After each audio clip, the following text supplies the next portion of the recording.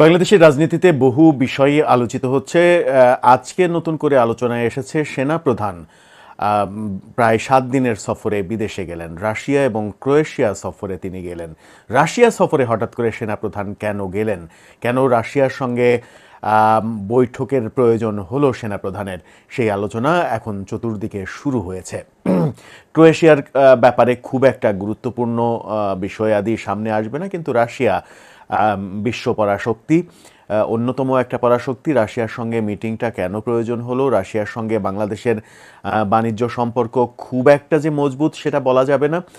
তারপরেও রাশিয়াতে তিনি কেন গেলেন, সামরিক ক্ষেত্রে কোনো সহযোগিতা নাকি কোনো দুতিয়ালির প্রয়োজন হলো, সেই আলোচনাগুলো সামনে আসছে। সেই আলোচনাগুলো যখন সামনে আসছে তখন আমরা দেখলাম যে প্রধান উপদেষ্টার প্রেস সেক্রেটারি শফিকুল আলম তার একটি ফেসবুক স্ট্যাটাস নিয়ে ভারতীয় গণমাধ্যমে ব্যাপক সমালোচনা তৈরি হয়েছে। ভারতীয় গণমাধ্যম বলছে শফিকুল আলম ফেসবুক স্ট্যাটাসে ভারতের প্রধানমন্ত্রী এবং ভারত সম্পর্কে যে সকল কথা বলার চেষ্টা করেছেন সেগুলো মিথ্যা।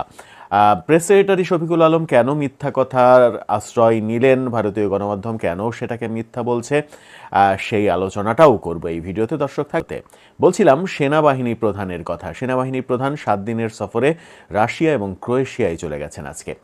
রাশিয়াতে তিনি 10 তারিখ পর্যন্ত থাকবেন, তারপরে ক্রোয়েশিয়া হয়ে তিনি 12 তারিখে দেশে ফিরবেন বলে সেনাবাহিনীর তরফ থেকে জানানো হয়েছে। রাশিয়াতে তার যেতে হলো কেন, সেই প্রশ্ন সামনে আসছে।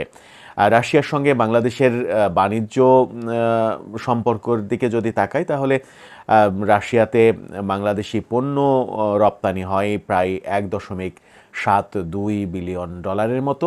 অন্যদিকে রাশিয়ার সঙ্গে কিন্তু কোনো সামরিক চুক্তি কিংবা সামরিক লেনদেন নেই। অস্ত্র, যুদ্ধাস্ত্র কোনো কিছুই রাশিয়া থেকে ক্রয়ের কোনো ঘটনা বাংলাদেশে এর আগে ঘটেনি। বাংলাদেশ যে যুদ্ধাস্ত্র ক্রয় করে সেগুলো চীন থেকে, বেশিরভাগ 90% চীন থেকে করে, বাকিগুলো প্রায় সবই আমেরিকা থেকে করে।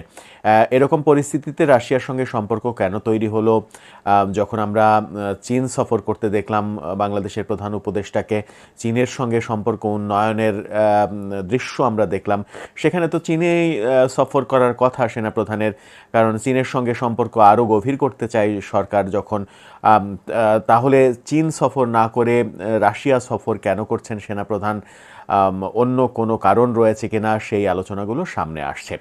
চীনের সঙ্গে সামরিক যে সম্পর্ক, সেই সম্পর্ক কি ভেস্তে যাচ্ছে কিনা, রাশিয়ার সঙ্গে সম্পর্ক তৈরি করতে চাইছেন কিনা সেনাপ্রধান, সেই আলোচনা এখন উঠতে শুরু করেছে।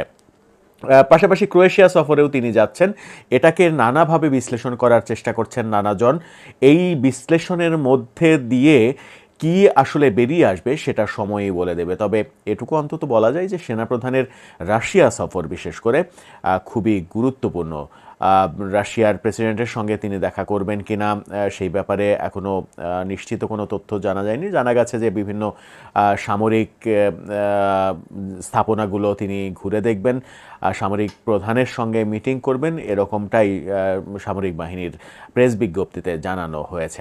এখন দেখা যাক সেনাপ্রধান রাশিয়া সফর শেষ করে দেশে ফিরলে তারপরে হয়তো বোঝা যাবে যে চীন সফর না করে রাশিয়া সফরের মাঝে যেটা আসলে কি।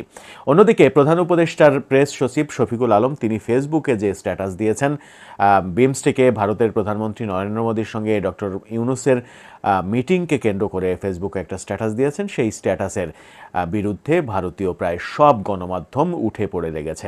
ভারতীয় গণমাধ্যম বলছেন ডক্টর ইউনূসের প্রেস সেক্রেটারি মিথ্যা কথা বলছেন, বানোয়াট কথা বলছেন। প্রেস সেক্রেটারি কি বলেছেন আসলে, তিনি এক জায়গায় বলেছেন যে শেখ হাসিনার সঙ্গে ভারতের সুসম্পর্ক থাকা অবস্থায় তিনি বৈঠকে যা বললেন আমরা দেখেছি আপনার প্রতি তার অসম্মানজনক আচরণ, কিন্তু আমরা আপনাকে সম্মান এবং শ্রদ্ধা অব্যাহত রেখেছি। অর্থাৎ শেখ হাসিনা ভারতের সঙ্গে বিভিন্ন কথাবার্তায় ডক্টর ইউনূসের সম্পর্কে অশ্রদ্ধা জ্ঞাপন করেছেন। এই অশ্রদ্ধা জ্ঞাপন সত্ত্বেও ডক্টর ইউনূসের প্রতি শ্রদ্ধা জ্ঞাপন করেছেন নরেন্দ্র মোদী।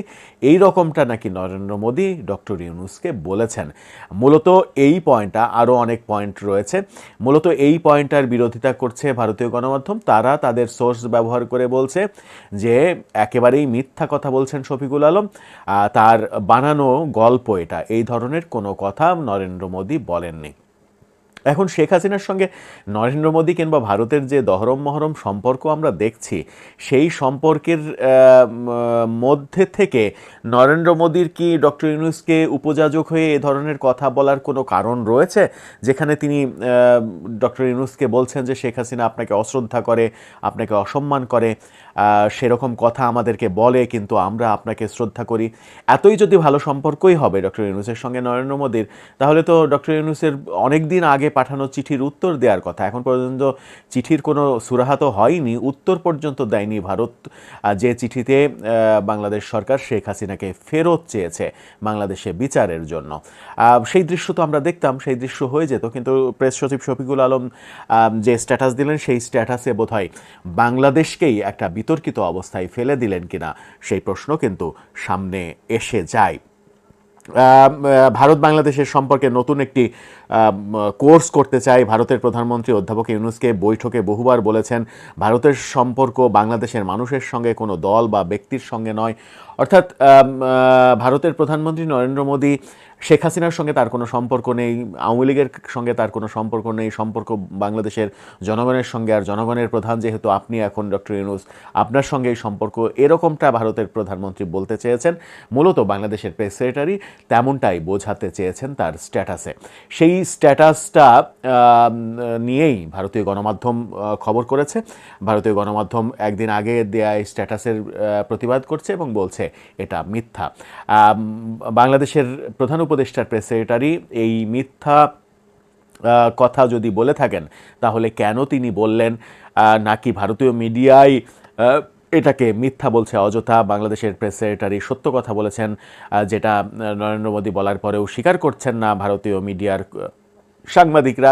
সেরকম ঘটনাই ঘটছে কিনা, ব্যাপারগুলো একটু বোধহয় এলোমেলোই হয়ে গেল। দর্শক, আপনার কি মনে হয়, ভারতের প্রধানমন্ত্রী কি এমন কথা বলার কোনো স্কোপ রয়েছে যে শেখ হাসিনা ডক্টর ইউনূস সম্পর্কে অসম্মানজনক মন্তব্য করেছেন ভারতের কাছে, এবং তারপরেও নরেন্দ্র মোদী ডক্টর ইউনূসের প্রতি শ্রদ্ধাশীল?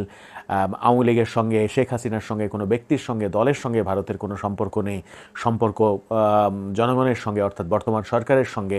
এই কথাগুলো নরেন্দ্র মোদী বলেছেন সত্যি সত্যি, নাকি শফিকুল আলম একটু বাড়িয়ে লিখেছেন, যেগুলো সমালোচনা হচ্ছে ভারতীয় মিডিয়ায়? আপনার মন্তব্য লিখে জানাতে পারেন আমাদের কমেন্ট বক্সে।